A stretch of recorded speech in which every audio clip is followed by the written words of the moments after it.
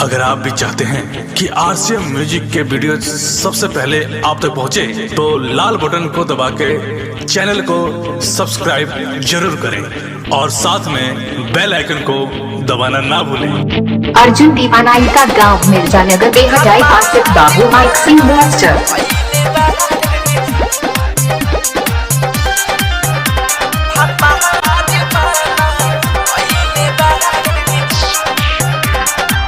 रात भरा पूरा में धाके हमारा के समा छाइले बाहर रे जाता रू नहीं हरना बोली आई यार से भाता रे माना कइले बाहर रे जाता रू नहीं हरना बोली आई यार से भाता रे माना कइले बाहर रे भाता रे माना।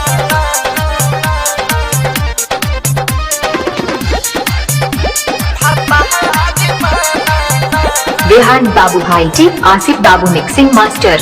रेहान बाबू भाई जी आसिफ बाबू मिक्सिंग मास्टर। पहिला बेहरा जाता रू नहीं हरहरी हो धोखा न दी हो भाता रखे रखी हम तो अपना कवनो ये रहनी अपना पहिला प्यार से बात आसानी रासा ना कर रहब ना हंसा वही बुझावा से धड़कन जैसन फिल्म देखा के हम के मुसी खइले बाहर रे जाता रू नहीं हरना बोली आई यार से भाता रे माना कइले बाहर रे जाता रू नहीं हरना बोली आई यार से भाता रे माना कइले बाहर रे भाता रे माना कइले बाहर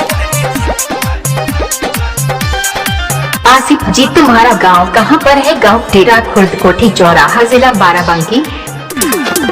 बिरजू पवाली से कभी हो ना भेंट हो नहीं तो मेडिकल कराइब हो।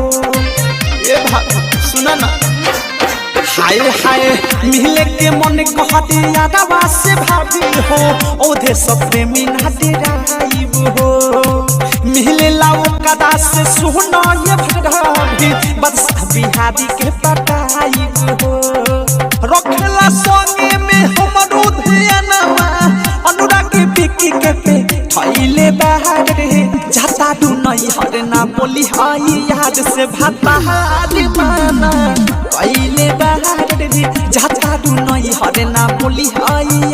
Asif I love you. भेज अपना नंबर बता दो 771 89 062।